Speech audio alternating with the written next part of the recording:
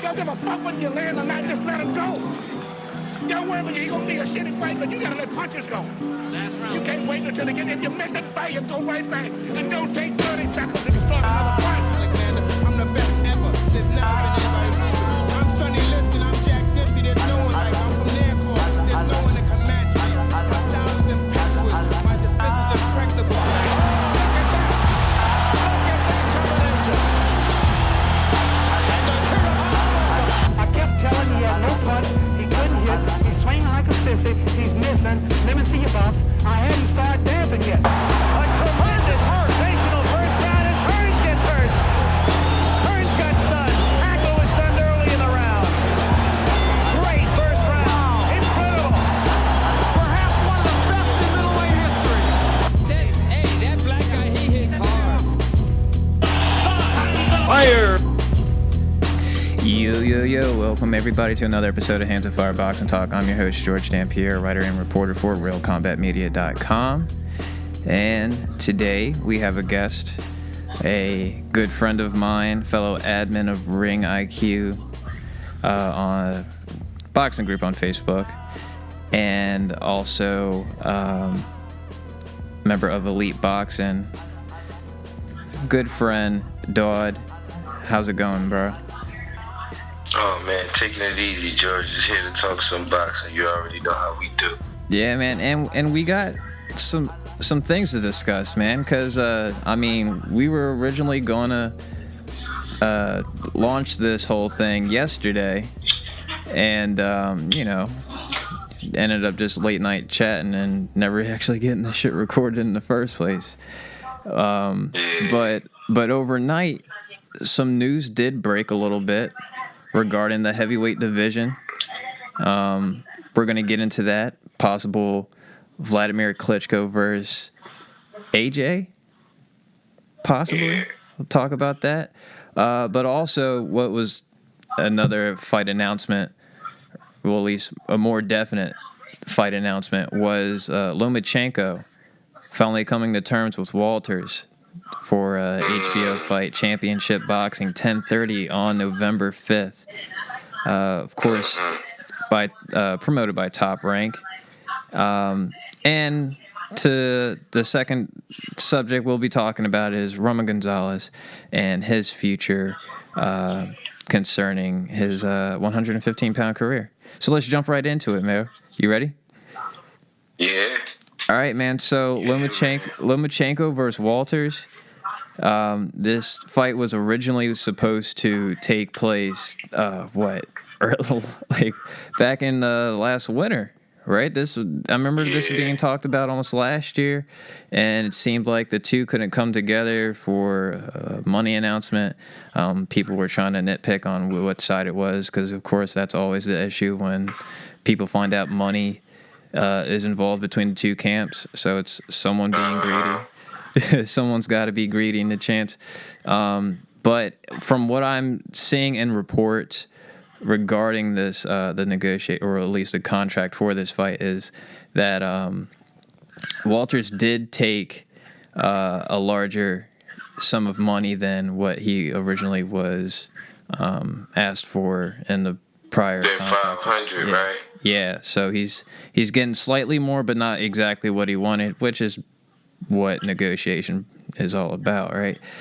So, that being said, how are you liking this fight? Of course, this seems like everybody's, this is the big, I want to say air horn or flare for boxing closing quarter, man, because we've had a little snore fest. It looks like it'll be a snore fest pretty much ever since the Canelo fight. We don't got really much going on, but man, November is looking hot right now. Yeah, man. November is stacked, man.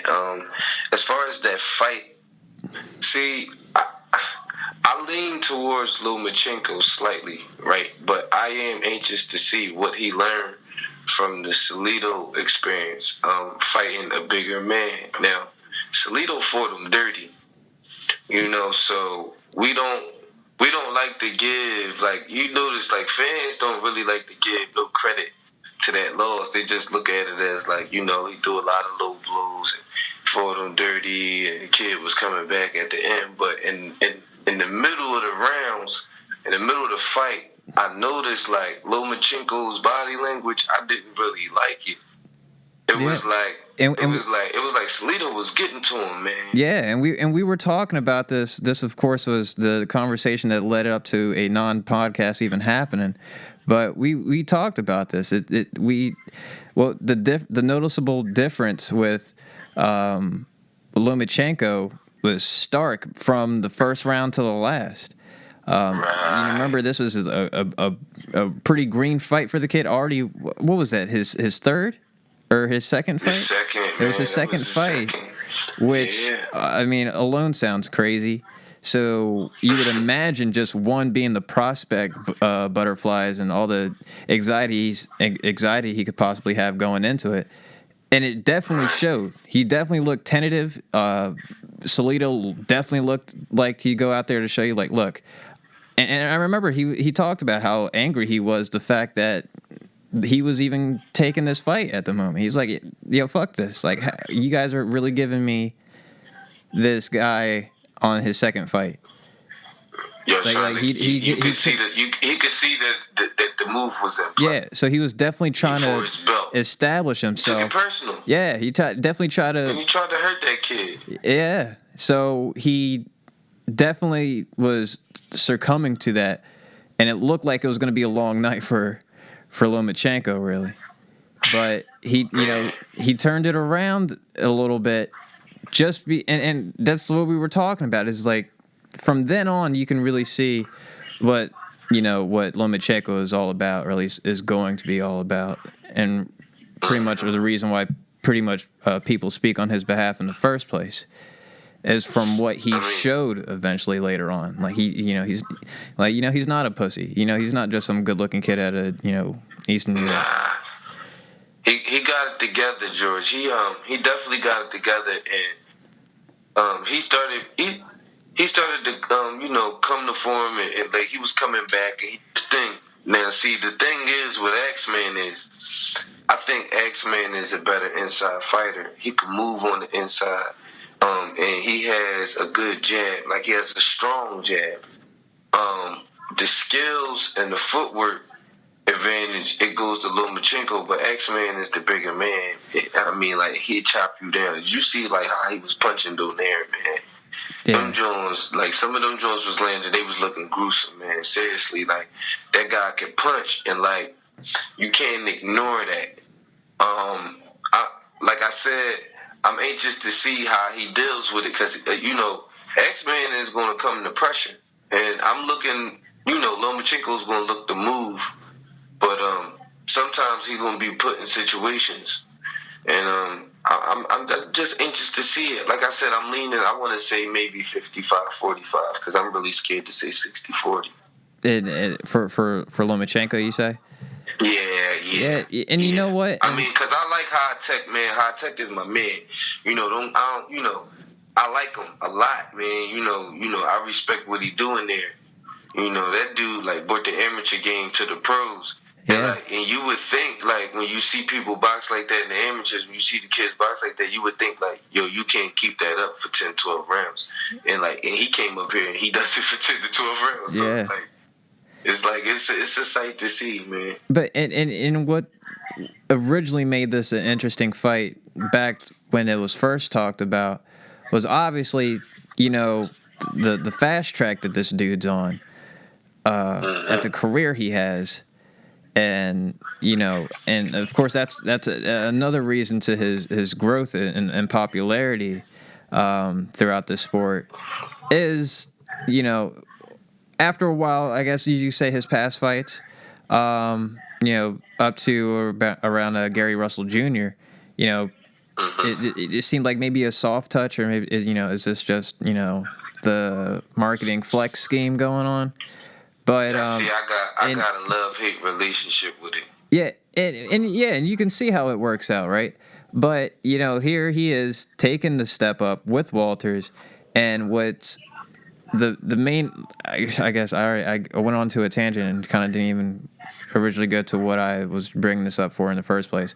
Was what made this interesting was what Walters offers in boxing ability, and like you said, I'm not too sure on how the tempo of this fight really goes as far as who's going to be pressuring who. You think Walters will be the one?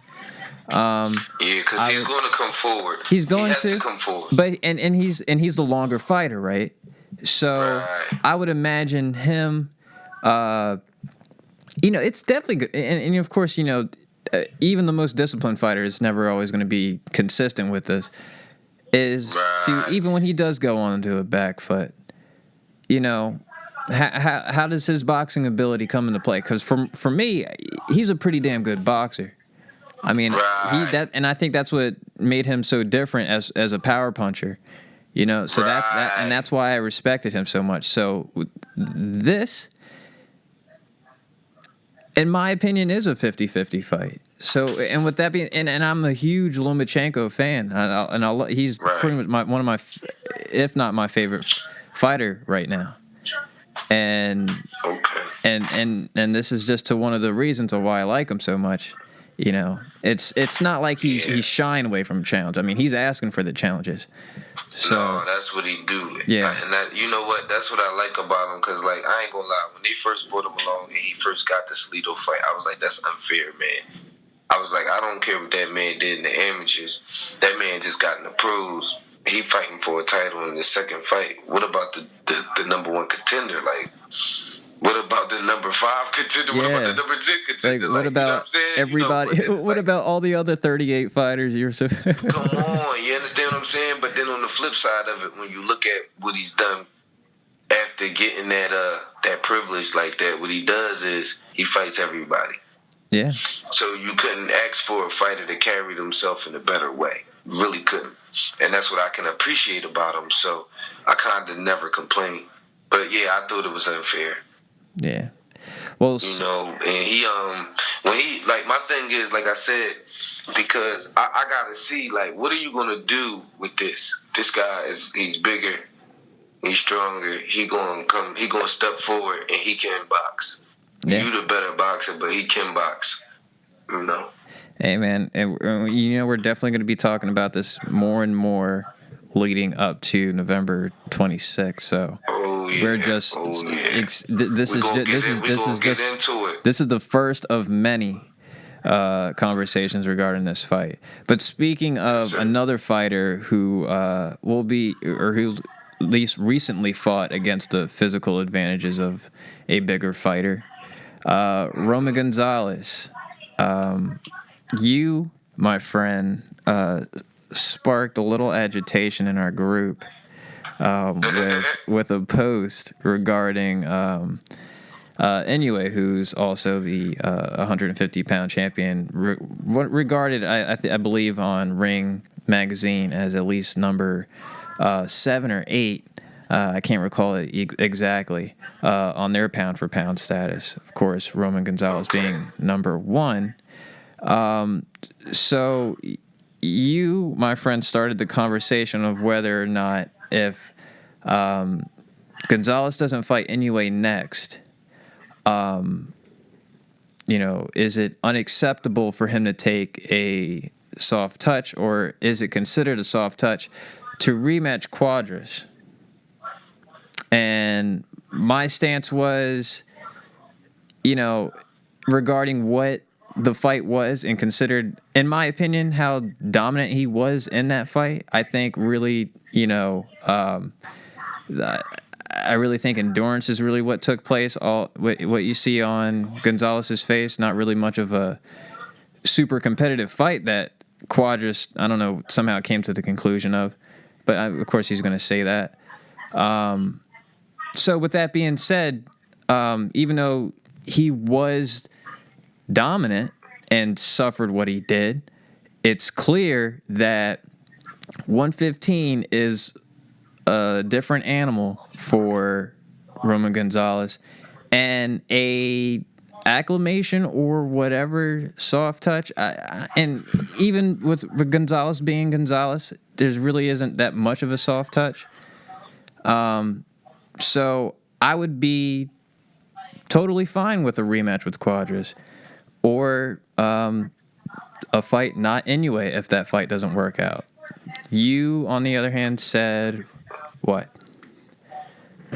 Okay, listen. First of all, let me make one thing clear. I'm not even a Roman hater or nothing, but I was teasing at the page because of double standards. I'll get into that. But as far as first of all, Quadras is not a soft touch. He's just not a soft touch. If you fight him, that's a fight. So, I'm not opposed to the rematch, especially if he's going to get more money from rematching Quadras than he is if he fights Inoue. So, that was me teasing. But I'm looking at Inoue and I'm like, yo, styles make fights. And one thing about Roman is I feel like Roman, as good as he is, he leans forward. Remember me and you talked about it. And what I was saying was his face being busted up. We feel as though 115 is his stopping point. But I'm like, listen, Roman rehydrates to like 124, 126. He rehydrates up there like that. I'm like, I don't know. Even though he was visibly the smaller guy, I don't know if it was the size or if it, as much as it was that he leans forward. And Quadras, he threw like a lot of shoe shines. And he threw like a lot of uppercuts in his combinations.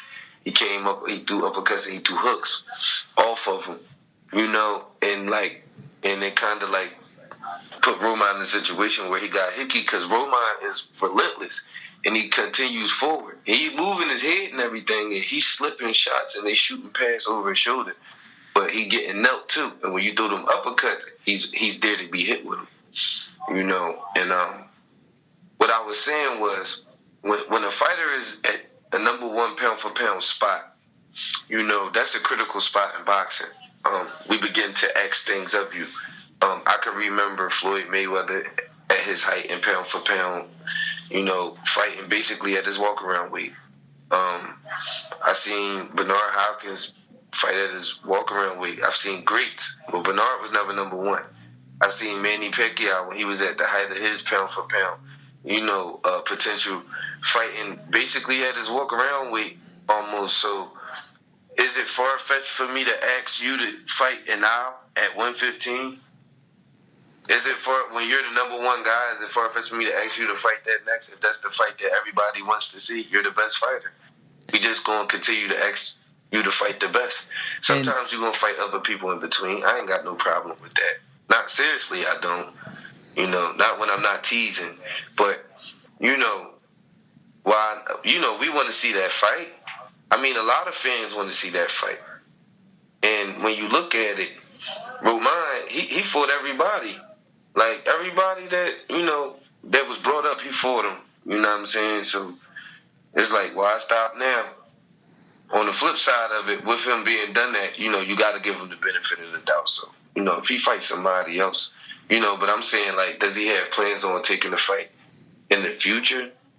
Or is it going to be one of those situations? We don't know. We're going to have to wait and see.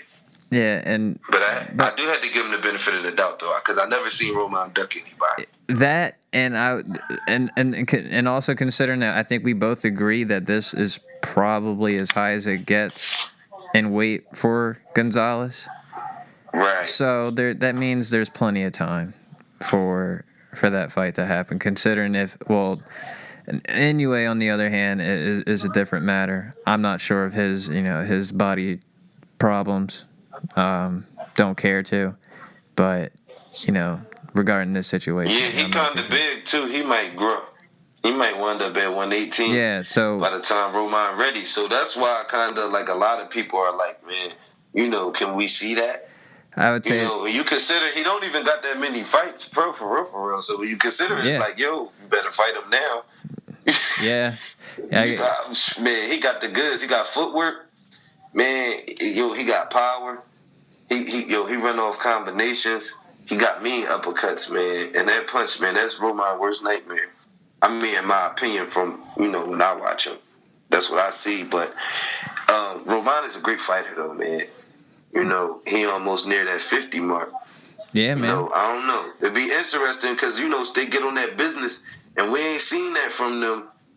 But it's gonna be interesting to see how this plays out. If Inoue stays at the weight class, long enough for Roman to catch up to him, or for them to catch up to each other. And I wouldn't give this longer than a year to happen, honestly, with how Gonzalez works. I mean, I don't, like you said, we don't see him being that type. He hasn't proved so. At all. I mean, that's clearly why he's at the position he's at right now, is despite of that. So I'm not worried. I'd say this happens within a year, and I say you're picking scabs, starting trouble and shit. So we were talking about you were talking about regarding Inoue about saying that he didn't have that many fights clearly, and for him to be as good as he is, it'd be in the interest for Gonzalez to take the fight now, right? Right. And this is kind of just the perfect way to leap into this next conversation regarding the heavyweight division.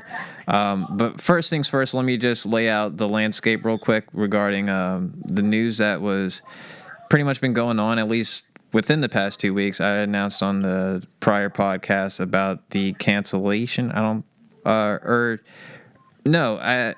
didn't mention the cancellation because that's probably the news that I'm making right now. The cancellation of Fury Klitschko is not going to happen. I announced on the prior podcast basically about the rescheduling of it, but now it's not happening again. This time for good, considering, or at least regarding. It seemed Tyson Fury's mental health is in question. And it turns out all that shit, all that mental, crazy, dumb pre-fight bullshit is not bullshit at all. He might be just really fucking crazy. What? I'm not laughing. Listen, I want to make one thing clear. I'm not laughing at him having any type of mental health issues. I don't think there's nothing funny about nobody having a mental health issue. But I will say this. WBA and WBO, they stripped Boo Boo Andre. The WBA and them, they stripped Rigondeaux. I mean, you can't allow them to just hold the belts, man. Them Jones need to be up for grabs. Yeah. Klitschko needs to be awarded the opportunity to fight for him because, he had a rematch clause in. So, I know you was about to say something about, just go ahead on and finish. Yeah, well, you good. But no, so that fight's canceled. That news was late at the end of last week. But overnight last night, there was reports of now fightless Vladimir Klitschko possibly landing a fight with Anthony Joshua, IBF heavyweight champion.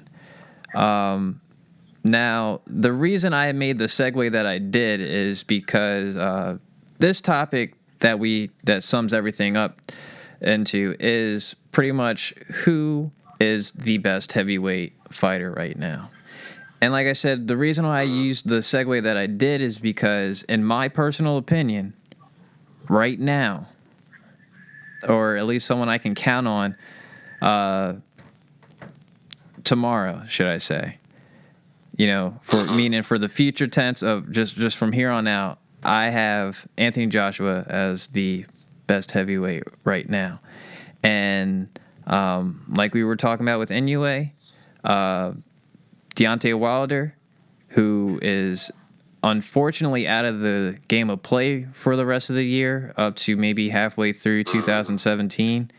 He made it a note that immediately after Anthony Joshua's fight with Dominic Breazeale, that he is itching to get that fight right then and there, at least to be his next fight. Why? Because he wants to take care of that ripen early. Yeah. He wants to pick that tomato before it even turns red. You know, he's trying to get that so that way he can at least cash out on and say, hey, look, I beat Anthony Joshua, and pretty much can take growing credit. It's almost like plotting, interest money into it, or making an investment, and that shit just grows into one of the best, victories of your career. And seeing that he is now out of play. Wants to fight the best. Deontay Wilder? I think he's just ready to fight the best now. Well, I would hope so. I mean, considering how long it's been. Well, he was learning on the job. Hey, I mean, not to be like apologetic for him or anything, right? Because I don't like to tick up for any fighters, but I'm gonna be honest.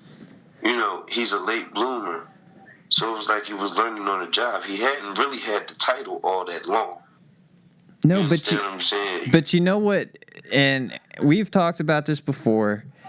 Deontay Wilder is a hard fighter for me to like as far as skill-wise. He's a great guy, totally good father and all that shit. But him as a fighter, man, drives me insane. And it's just something, and obviously the choice of opponents doesn't really help. But, considering what like you were just talking about, he's learning on the job. But here is Anthony Joshua with half the fights, and they're pretty much at the same level right now. You see what I mean? Well, you know something about it, though. I'm not gonna lie. Anthony Joshua was a late bloomer too. He only been fighting since like 2009. Yeah. Yeah, he's that kid's amazing. I like him a lot. So who's your the best heavyweight right now? I think skill wise, I think it's Luis Ortiz. I think Ortiz can beat all of them. I would pick him if I had to pick somebody to beat Wilder. I would pick Ortiz, and I think Ortiz beats Fury too, stylistically. And just to show respect to your choice, that would be the least money I would put on Anthony Joshua to win on anybody in the top 5. That's what you would bet the lowest. That's what I would bet the least on, because, and in all honesty, I have that. This is probably just going to throw everything out of like what I just said out the window, but Luis Ortiz is a very dangerous fighter for any heavyweight right now, and until he shows some type of let's say I want to say disadvantage, but something that like he struggles with as far as a certain strategy, or what type of boxing unnerves him, he's always going to be that driving force. And I think that's what made that Brian Jennings fight so good in a way, even though considering what Brian Jennings was, but it was always good to see how he deals with a thinking fighter. He got up on his toes on Baba. I'm a Baba fan because I'm from Philly, That's hometown love. I love him, but he got up on his toes on Baba and was flipping around, and he lets his hands go. He throw a combination, and he's defensively responsible for a big guy too. So mid combination, he catch a punch and then counter off of that and throw another combination. He's like, yo, man, he's nice to look at, and he's effective. I like him. I think he can beat all of them, man. I ain't even gonna lie to you. That's why they ain't gonna fight him. Ain't none of them gonna fight him unless he they mandatory. I'm telling you, they're not gonna fight that dude. Is there any of the other heavyweights that you think gives him problems? Give Ortiz a problem? Or at least who would you say gives him the hardest problems? I pick Wilder because Wilder got the best chance to knock him out. And one thing about Wilder that I did see in that last fight, he developed like a left hook. He got a little bit better even with his hand being injured, I saw he got a little bit better at his boxing. It's not the best boxing, but you can't expect that from everybody. He's a big guy. He's a heavyweight, man. Wilder has a great jab, and he's not a statue. He moves. He moves for his size. If you watch him, he boxes and he got a nice circle. He developed like a nice little hook off the jab, like I was saying. And I would pick him because with all those fails with Wilder, he starts fighting. And I ain't really seen nobody with an answer to him when he's fighting. When he has to step outside of his boxing. Sometimes, he gets hit with a punch and he starts to throw them haymakers. It's like, how do you defend yourself against that? And them Jones are defense in themselves because they come so hard and so fast. You have to get back out the way, and then you out of range. So even when he throws the stuff that people criticize about him, it works in his favor a lot of the times, in my opinion. From when I watch him fight. You see what I'm saying? Yeah. When somebody catches him with something, they get in there, they catch him, right? Boop, bang. And then Wilder throws like his haymakers and like they back up. So he's safe. And I'm not being like disrespectful by laughing at you. But I'm laughing because I'm picturing that shit. Exactly you know exactly when he gets fucking worked up, and it's like, oh shit, right. It's almost like it's almost like he grew up learning how to fight in a telephone booth. Yeah. Like it's like he's trying to swing at a broom that's sitting right between his guards. That's what it looks. That's what it looks like a broomstick. Yeah. Like he's just swinging at a broomstick. But listen, when he do it, who is going to sit down and throw the uppercut and throw the hook and throw the straight? Who going to sit down and throw some punches? Nobody. They all going to jump back out the way and reset. And then he's going to get the opportunity to reset. Hey, listen. And then he's going to be back to that long behind jab he got. It's going to be in your face. But and what favors AJ over Wilder for me is that he's, obviously solid and I would say disciplined enough to know how to time that to find that punch, because he's clearly there. And you said he gives him he gives Ortiz problems, and I think his mistakes are built for Ortiz. So that's why I kind of would still give Ortiz the benefit. Ortiz is the one that'll slip Wilder shit and then throw a combination on him. Like he will stand in there and do it. I was asking you to see if you had an answer. I told you I pick Ortiz as the best one. Yeah. You know what I'm saying? Like, you're right. Well, I think Ortiz could do that to him. I think Ortiz would beat Joshua up too. Joshua don't want none of that work. I got caught up in your defense of Wilder so much. I thought you were trying to, saying that he was actually winning for a second. My bad. I got caught up in that. No, I told you. I said Ortiz is the best one. Nah, yeah, I hear you though. But yeah, man, it seems like that is going to be it for us. Man.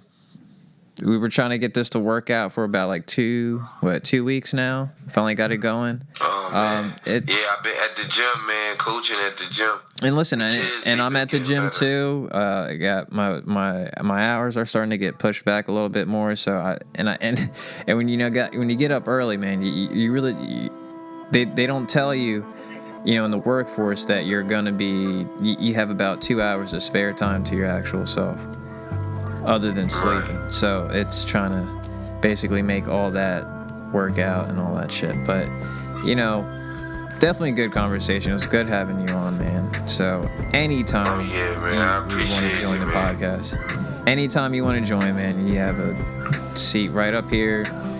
We'll debate the shit. It doesn't even have to be the podcast. We'll just have special episodes of just whatever the hell came up or just what's on the mind, Yeah, man, I'm definitely going to be around, man. I look forward to it.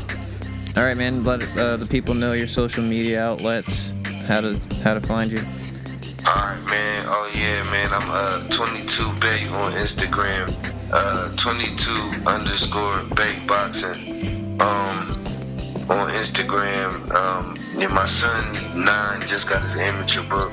I'm coaching them in USA Boxing, and I coach other kids at my gym, my King Sesson Boxing Gym. I do freelance reporting for Elite Boxing. Shout out to Elite Boxing, the whole team. Follow us on Instagram at Elite Boxing. And catch me in Ring IQ. That's why I talk boxing usually like on a day-to-day basis, on an every other day basis. We discuss everything that's going on in boxing, not just the mainstream stuff, but the underground stuff. Some guys, talk about the lower weight classes, and some guys get into business, the business side of boxing. So whatever. Yeah, man, definitely. Check us out. Definitely a huge shout out to Ring IQ. Definitely. Yeah, shout out to all of the admins over at Ring IQ. And we had some good debates in there, man. So all are welcome, man. Yeah, check us out on Facebook, like I was saying, and that's it, man. Yeah, man, definitely a place I have I would say the best informative and just entertaining conversations overall. It's a good balance of everything in the group. I suggest any of you guys that follow me on Facebook, which is G.Alé Dampier, ALE for you guys thinking that's something else. And also my Twitter, Georgie Dampier, and G.Alé6 on Instagram. But yeah, great conversations going on in Ring IQ. I'll post